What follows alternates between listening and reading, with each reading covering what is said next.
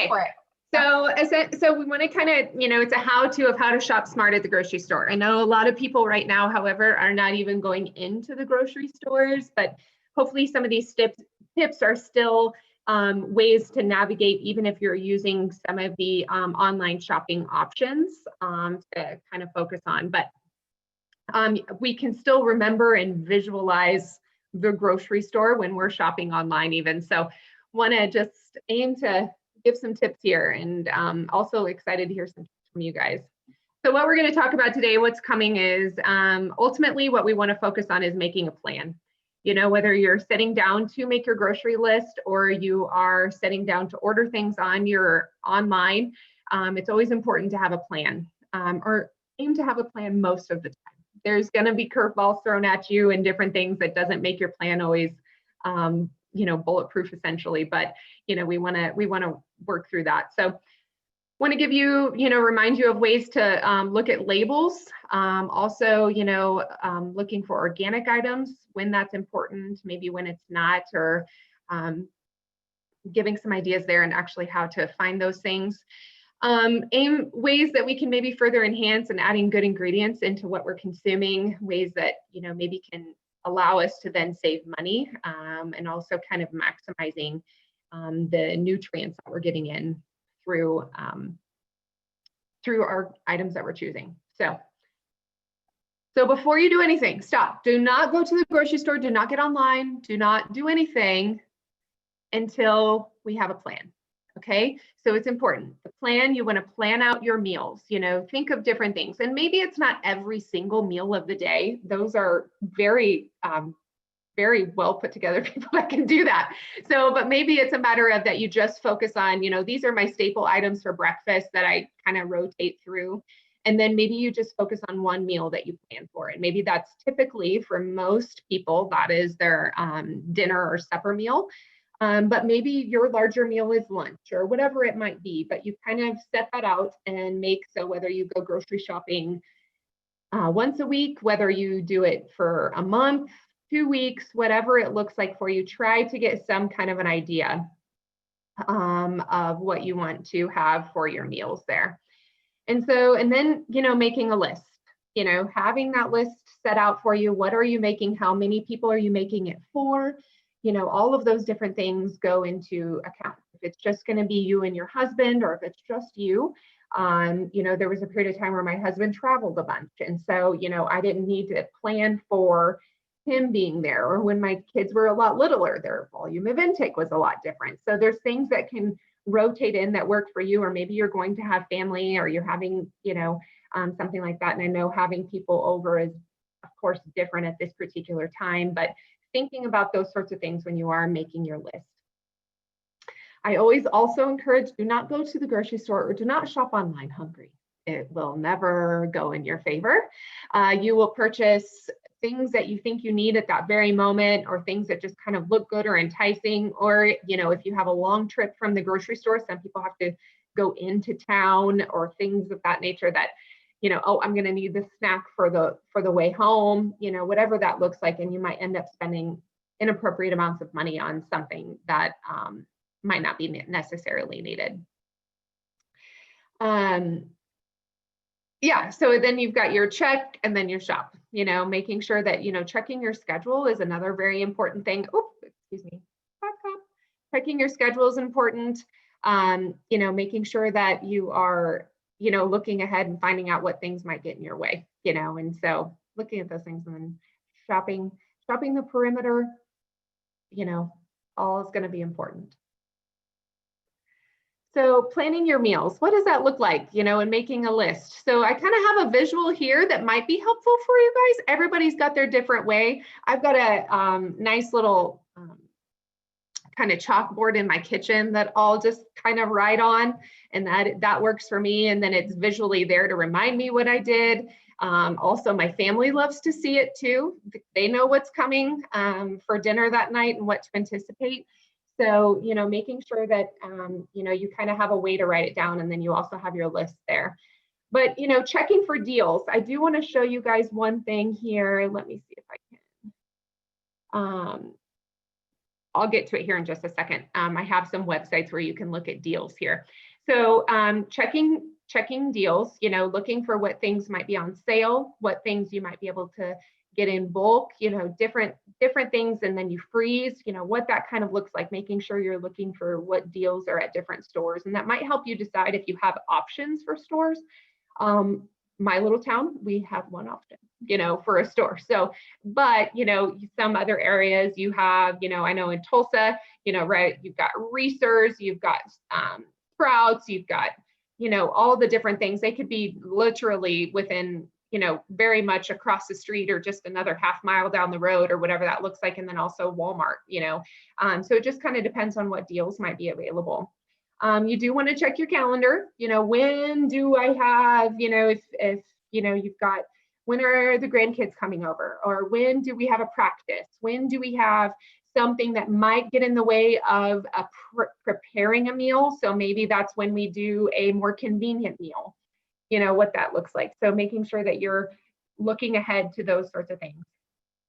Planning your plate, you know, this is another thing that I like to visualize. Okay, half my plate vegetables, quarter my plate protein, quarter my plate carbohydrate. And that's just a very rough guesstimation. You know, so, okay, what's my vegetable, what's my protein, and what's my, you know, carb for that particular meal if I'm going to have it. So kind of planning your meal, planning your plate, visualizing that can help you look at some different meal ideas.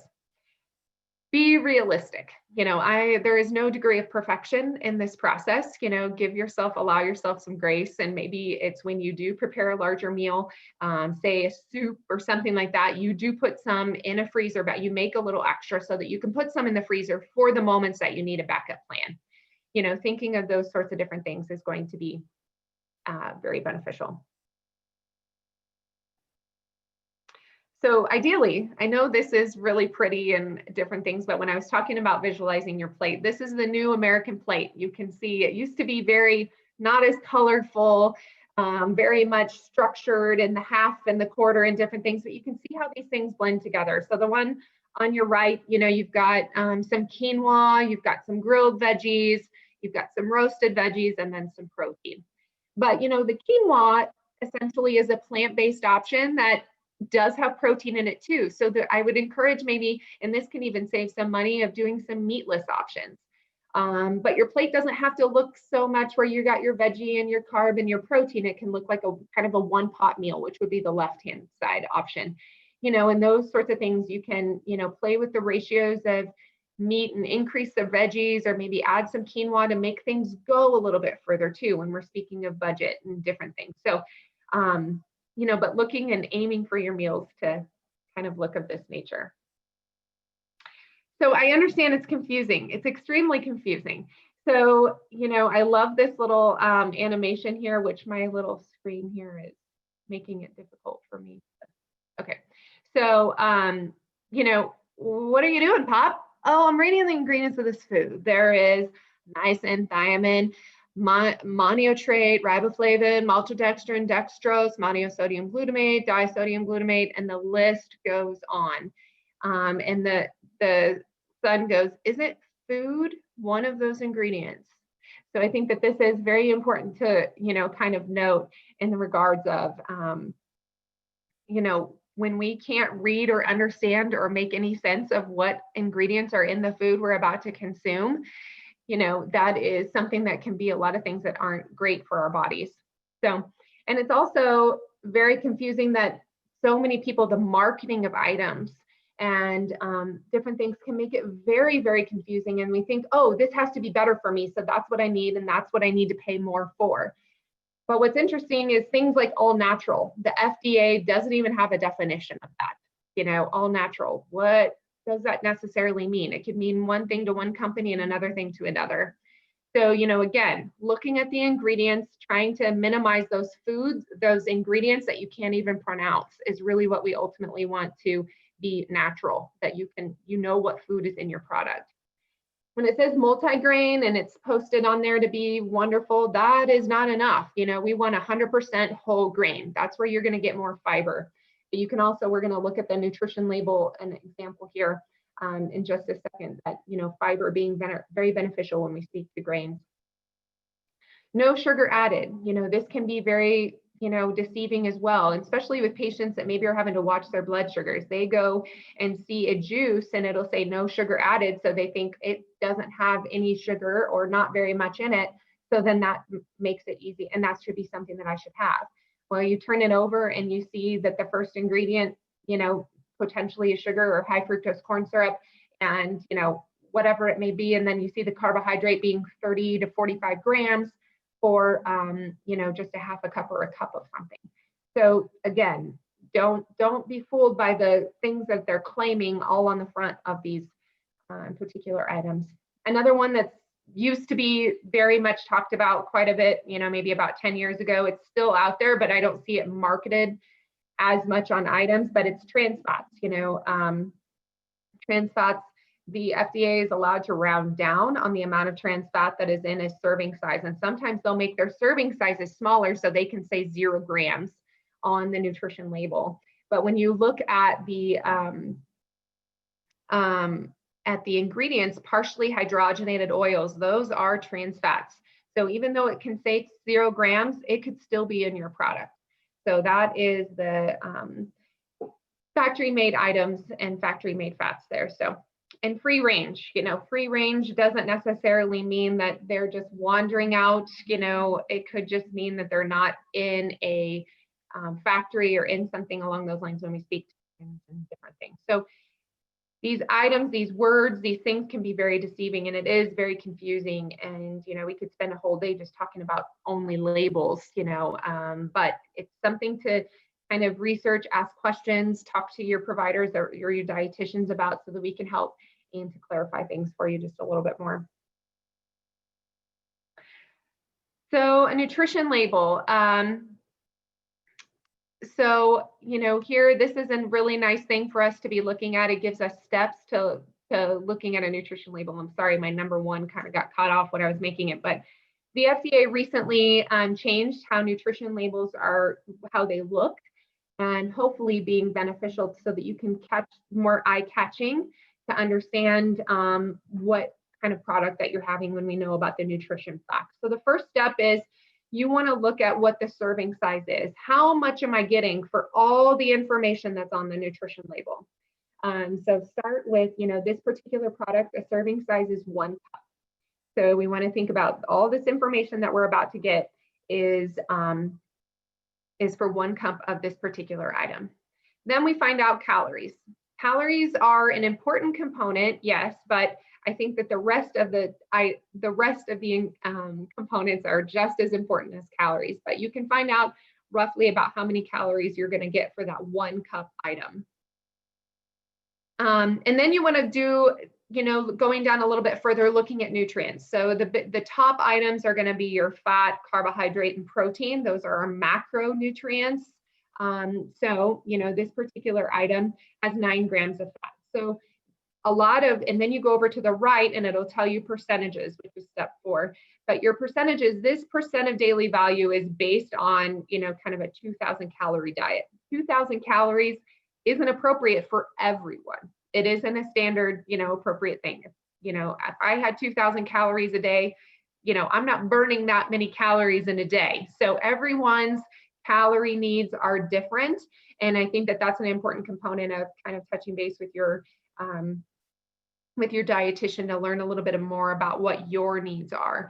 There's all kinds of calculations that dietitians have. There's all kinds of different things.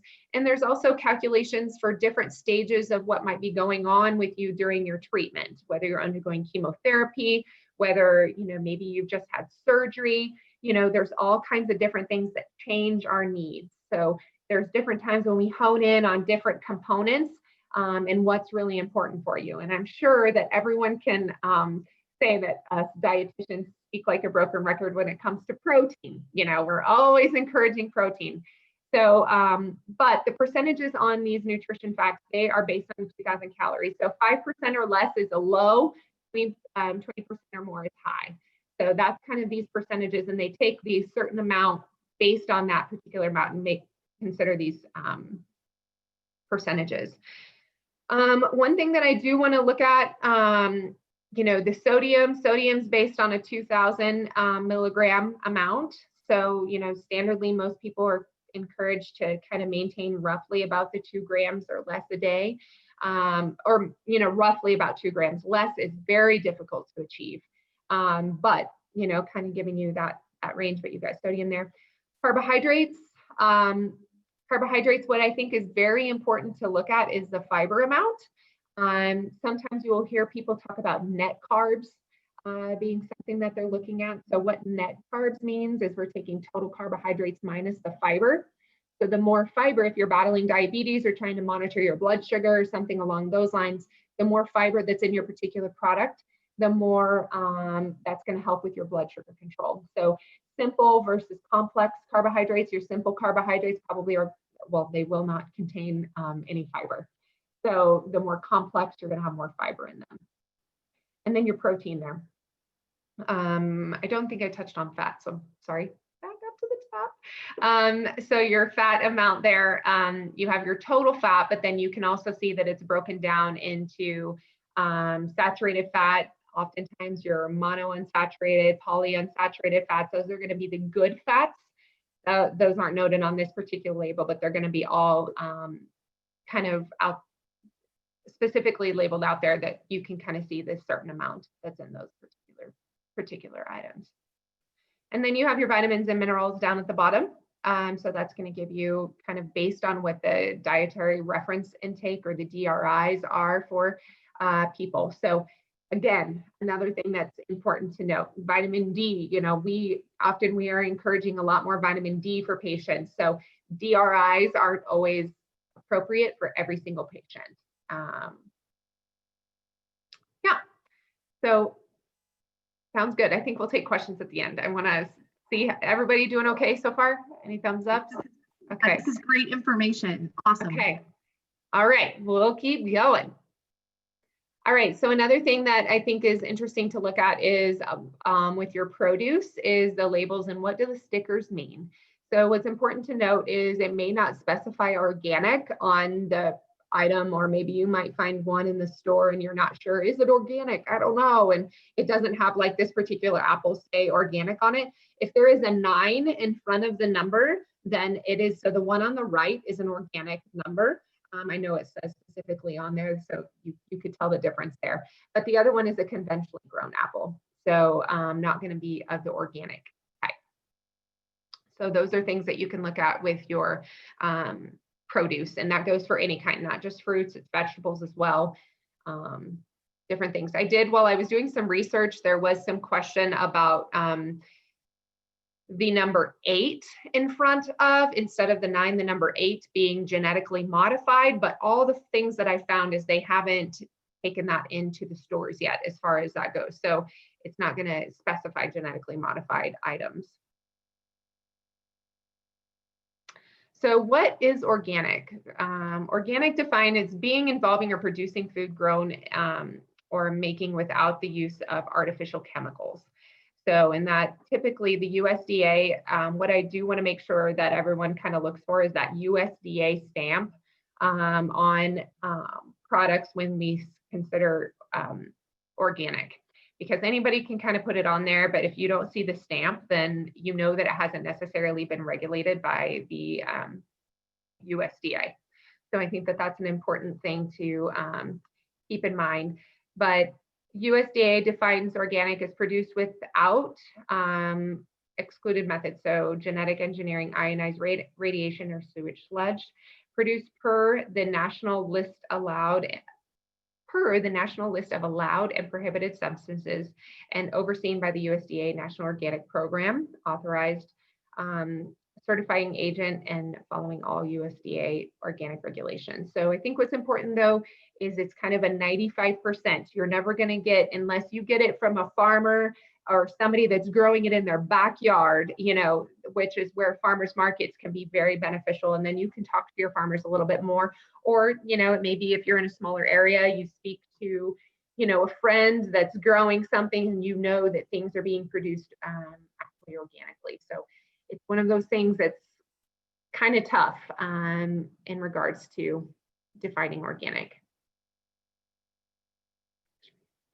So when we get a lot of questions of, do I need to go organic on all of my fruits and vegetables? So the Environmental Working Group puts out a list every year of the Dirty Dozen and the Clean 15. So this is the 2020 list of the Dirty Dozen. If you ever can't find this list, you can always go to the Environmental Working Group. It's just ewg.org. And so it will provide you with what is considered the Dirty Dozen. So you'll see these top 12 items here. So strawberries, spinach, kale, nectarines, apples, grapes, peaches, cherries, pears, tomatoes, celery, and potatoes. And strawberry and spinach were the worst offenders. They're on the list for the 4th year in a row. So, and it's actually interesting that multiple samples of kale showed 18 different pesticides. So these are dirty items. So when we are looking at going organic, I always encourage patients, if you can, this is not pressure to add more costs to the budget and make things more difficult, but you know, the more you can go organic on the Dirty Dozen, those are the priority fruits and vegetables to make sure so that we are minimizing those pesticides or those different things that our body has to then process and excrete. You know, it's just adding inappropriate ingredients to our diet. And then we have the Clean 15.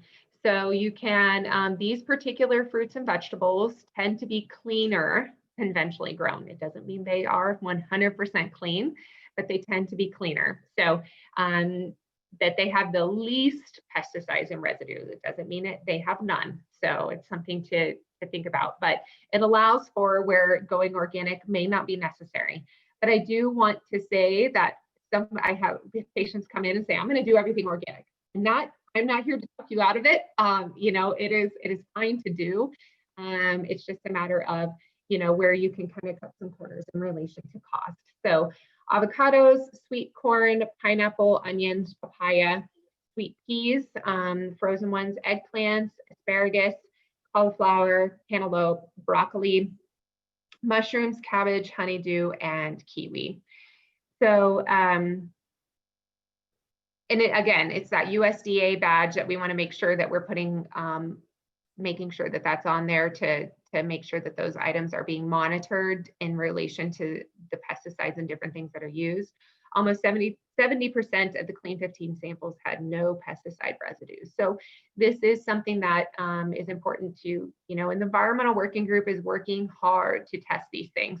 They are working hard in all areas in relation to getting clean items for our body. So I would encourage using the Environmental Working Group in a lot of different areas besides just fruits and vegetables. But this is a helpful list, and you can, you know, sometimes people I've been known to laminate it if they don't remember it, you know, and take it. But if you're grocery shopping online, you can have it as a list that you look at. Oh, I don't necessarily need to go to organic or these particular items.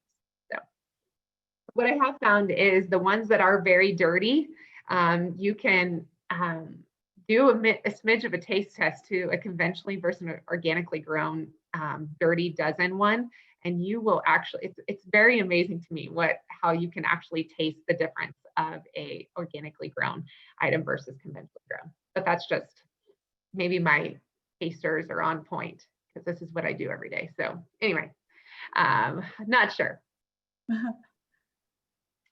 Okay, so what about protein? You know, we get a lot of questions in relations to, do I need to go organic and or grass-fed, antibiotic, hormone-free? And we do really encourage that for animal-based items the most we can, because we know that a lot of our antibiotics, hormones, different growth hormones are being used in our animal products. So the USDA defines, you know, organic or grass-fed items as raised in living conditions, accommodating their natural behaviors, and they're fed or 100% organic feed and forage. So one thing that I did also note of genetically modified items is that a lot of genetically modified items are made into food for animals or for farm animals and different things. So they're getting a lot of factory-made items as their food. So so when you can do grass-fed, hormone-free, antibiotic-free, whether you get it from somebody that's a local butcher potentially. There's all sorts of different ways. I do, again, this is another really big one. If you can, see when sales are coming, if you have access to a freezer, different things where you can get a significant amount and break it down into portions to, again, save you in regards to cost. The more we can skip processed meats, the better. A lot of nitrites, nitrates, a lot of what we know can be cancer-causing agents are in a lot of our processed meats. So this is going to be a lot of your deli meats, but there are a lot of products out there. Hormel does have a brand out. They're kind of in a cardboard box that has nitrite and nitrate-free meats. So this is going to be some of those. It's going to at least have less processing that can be beneficial. And it's in the same deli meat section. Boar's head is another one that doesn't have a lot of the nitrites and nitrates. And these are just the preservatives that make it last a very long time in your refrigerator. So boar's head is one that's typically in where you can get things of a certain amount that you want, the shaved meats and different things. So that's one that you're going to find there. Cold water fish versus farm raised, again, this is kind of the hormone type idea when it comes to your fish. So making sure that you're doing wild caught or again, your cold water options the most you can. So salmon, mackerel, halibut, these different ones are going to be much better than, kind of your bottom feeders or the ones that really aren't giving you much nutrition. I do want to reference the American Institute of Cancer Research does recommend standardly for a good cancer fighting diet to limit red meat to no more than 18 ounces a week. So this does include your pork. Okay, it's not the other white meat, unfortunately. So pork, veal, pork, veal, venison, and then of course your red meats, as far as your steaks, different things, hamburger, those sorts of different things. So with colon and rectal cancers, it is even encouraged to limit to 11 ounces or less per week. So, some people will come in and say they are completely omitting and limiting the intake of red meat, and I am not here to talk you into having more red meat. So there are a lot of great substitutions. It's not necessarily a have to in regards to their diets, but there are a lot of good nutrients in red meat. So completely eliminating may or may not be something that you'd like to do, which is fine. But I would encourage, this kind of goes from a cost standpoint as well, is to consider meatless options, meatless meals. Maybe it's once a week. Sometimes if I have women consulting women, they chuckle at me because they said, "Oh, my husband won't let me do that." There's got to be meat and taters at every meal. So that's fine, but maybe you have where the meat can be added and there's meatless options for you, and vice versa. But you might be surprised how you can challenge and things can be very hearty when you include things like quinoa, beans, maybe some hemp hearts. I do have quinoa with me here. And it's not a very pretty, I guess I put everything into these little bags. So sorry. But they are these very little beads, and this is a tricolor quinoa, which is kind of nice. Sorry, that playing with the bag might have been loud there. But what's nice about it is you can cook it ahead of time and it just kind of plumps up a little bit with water, and it's very much an easy set it, forget it for 15 minutes, and you can go about and then it plumps up, and it's a nice addition to salads. It's a nice addition to various meals. I make a awesome enchilada bake that is primarily quinoa based and has beans and different things in it. So you can play with that. This is just one particular one of hemp hearts or hemp seeds. These are really excellent. You can add them to yogurt. You can add it to salad. And in 3 tablespoons, there's 10 grams of protein. So it's an excellent protein source. And it's also a great source of omega-3s. So something else to incorporate there. And then, of course, chia seeds. This is a used bag. Chia seeds are another awesome thing. They do gelatinize a little bit. I have been known to have some get caught in my pee sometimes. when I've just eaten something. So be cautious of the chia seeds, but they're awesome. They're a great addition to, sometimes people will make like overnight, like chia pudding, that, you set it in some liquid and then they plump up and it kind of turns into a degree of pudding. But in 1 tablespoon, there's 2 grams of protein. So again, you're getting some extra protein there, some omegas, some different good nutrients. So trying some other options that are plant-based to get some extra protein in can be good and beneficial, and also save in regards to cost. So next, going into produce, I do want to kind of show you this list of another thing that's very beneficial in relation to cost saving is buying what's in season. Trying to get, organic blueberries in December is going to be a lot more expensive than getting them in July, potentially where you live. I know Tulsa, there's some wonderful blueberry farms around there. So you can get, some good items in finding what's in season. I do want to show you here too. Let me see if I can. Bear with me here. I'm going to try to new share. Show you this website here. Can you guys see this? Yes. It's what's in season? Okay, awesome. So what's nice about this website is you can go to your state and you can find out what's kind of in season. So let's go down to Oklahoma.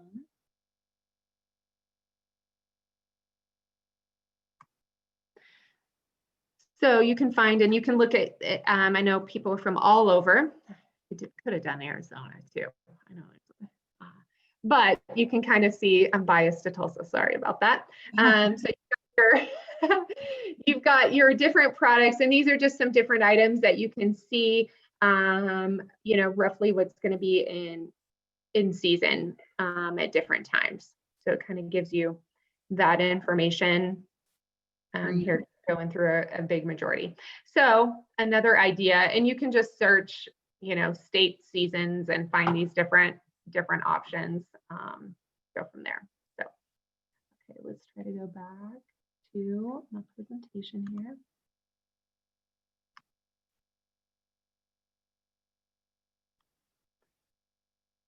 Okay, so you've got, just generally speaking, it's giving you, what's going to be in season at different times. So the more you can find things in season, as far as fresh goes, you're going to spend less at the grocery store. But however, if you have a recipe that calls for that one thing that you need, certain things, you might consider frozen options. You might go to the frozen section, and that's going to still be nutrient dense for you if it would work for your recipe. And then you can get different things that might not be in season, but you still wouldn't have to spend as much for it. So when we speak of shopping the perimeter of the grocery store, this is very important and is where a majority of your nutrients lie. The middle aisles is where you get the processed items, the things that have the trans fats in them, the things that you don't necessarily need, and the things that are kind of expensive. There are a few things in the middle aisles, I will say, beans, nuts, certain grains, different things that can be very beneficial for you. I don't want to take out the ways of that, but there's a lot of cost in bars, maybe some things that you could make on your own, crackers. I know sometimes crackers can be beneficial, but just making sure that we're trying to stay out of there and focusing on primarily the produce, focusing on that being whether you do get fresh or frozen, but produce being a priority. When we think of our meat and deli, kind of planning for that, looking ahead to what is on sales and for your meals, and maybe again, you are searching for some items that you can get and freeze extra for your next meals. Your dairy, focusing on yogurt. We've talked at previous presentations, yogurt being very beneficial for GI health, gut health. Also you've got your non-dairy options in the dairy section. So you've got your almond milk, your coconut milks, these sorts of different things that can all be beneficial as alternatives. A couple of good brands when we think of dairy alternatives, in my opinion. Some people need to get rid of dairy in general. Kite Hill is a great dairy-free brand. It's an almond base. They've got all kinds of you know, cream cheese sorts of things, dips, things of that nature. So they are a great brand, and I always encourage and feel that it is a 1-for-1 in regards to flavor. So I know that my tasters are different than everyone else's. There is even, you can find cashew yogurt. It's actually Cashew Gurt is the brand. So that those particular options that are out there. Obviously, those particular options are going to be a bit more limited at your standard grocery stores. Sometimes I'm surprised by what products are available there, but they are going to be still in that dairy section primarily most of the time. And then the frozen, you know, getting some of your items there as far as your fruits and vegetables and different things that can be very beneficial. One thing I thought that I had that I wanted to make sure to note is dairy, for example, you know, all your different flavors of yogurts and different things can get to kind of be expensive. You might consider just kind of enhancing, just using the plain Greek yogurts. Plain, you can always add fruit on top. It can also serve as a sour cream base. There's all sorts of different options that you can get more value for the yogurt, and it can be a base for smoothies, different things. So considering those things that can have multi-purpose is really what I would try to encourage when we're at the grocery store. So here are some tips to save, and these are just, you know, ideas. So price compare with other groceries. There's all kinds of apps out there and different things. I did want to show you, sorry, new share. Okay. Excuse me. So like, I miss this store so much, Aldi. It's such a great store in relation to getting good deals. So this is the particular ad for this particular week. So you can look at these ads online too. You don't have to have I'm kind of old school. I do like the paper, and it's nice as well. But you can look at different ads and find where maybe you, based on what your list is, you kind of switch up which store you go to if you have that ability to do that. You know, so Aldi is a great one. Here is Sprouts. They also have, and sometimes what's fun is you can see too,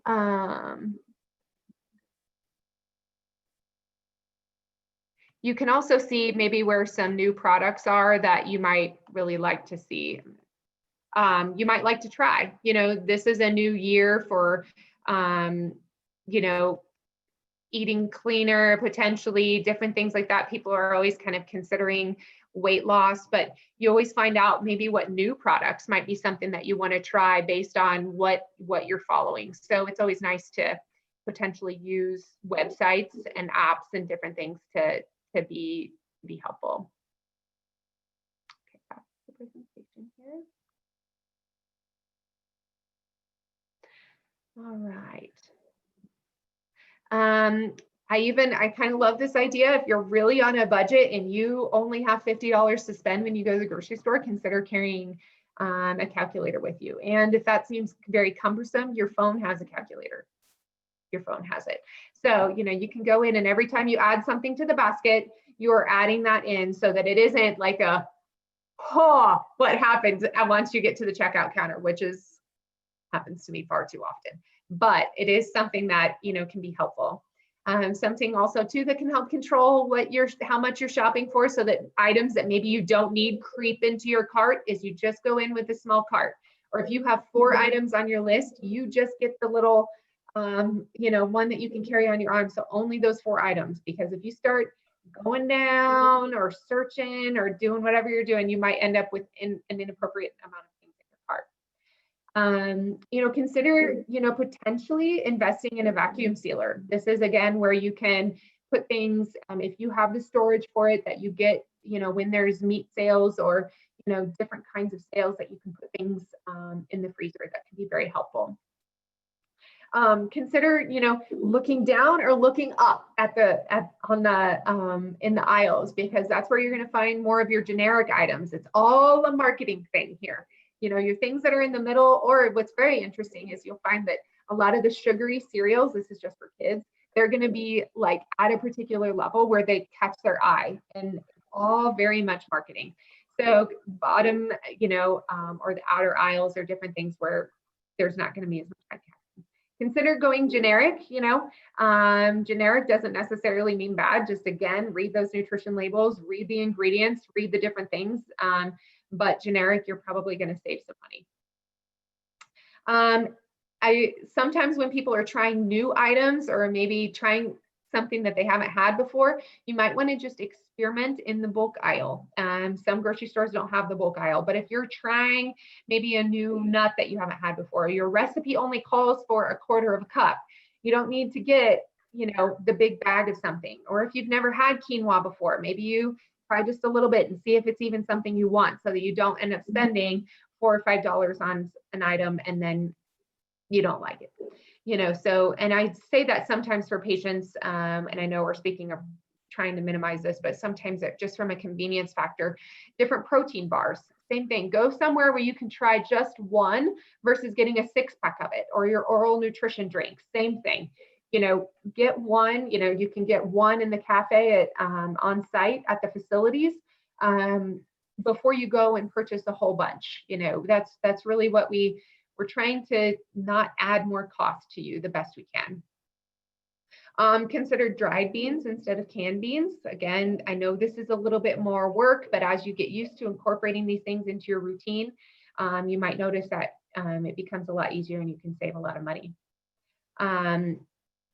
Consider frozen. We've already talked about that. The tried and true items, if your recipe calls for these particular items in a cooked form, then, peas, artichoke hearts, and spinach, you can get a lot more spinach in frozen spinach if you're going to be cooking it down.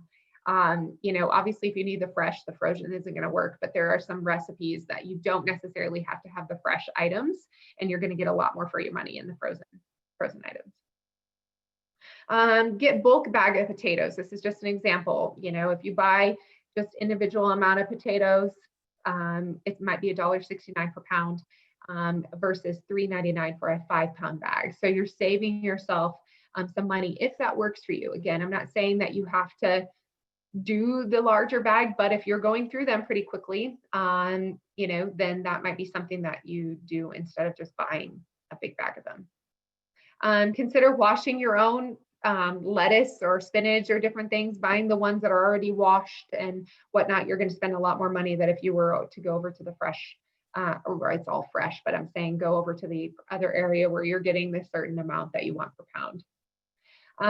Grating your own cheese. This is something I need to do more of. So grate your own cheese for a whole block. This is an item at Whole Foods, so it was a whole block of cheese, 12 ounces was $5.98. It ended up being a total of $5.98 per pound versus if you get shredded, it's $9.32 per pound.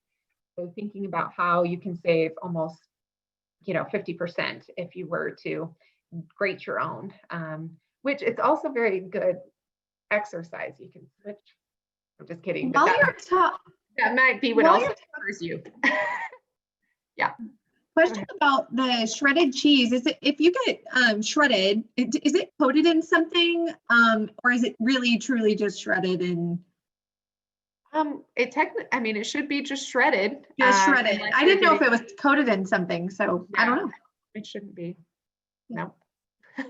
However, if you're doing lower fat or fat-free cheese, you're gonna it's gonna be a totally different item. Don't buy fat-free cheese with the intention of it melting. It won't. So, all right. So this is a new year, new you. I always encourage patients and people that I care about to just pick a couple things, pick a couple new items, use, get with your friends, get with different people, consider one new recipe a week.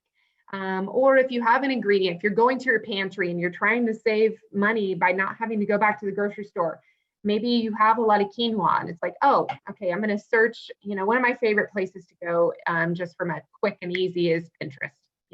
Pinterest is a quick and easy, go search quinoa and a ton of recipes come flying at you.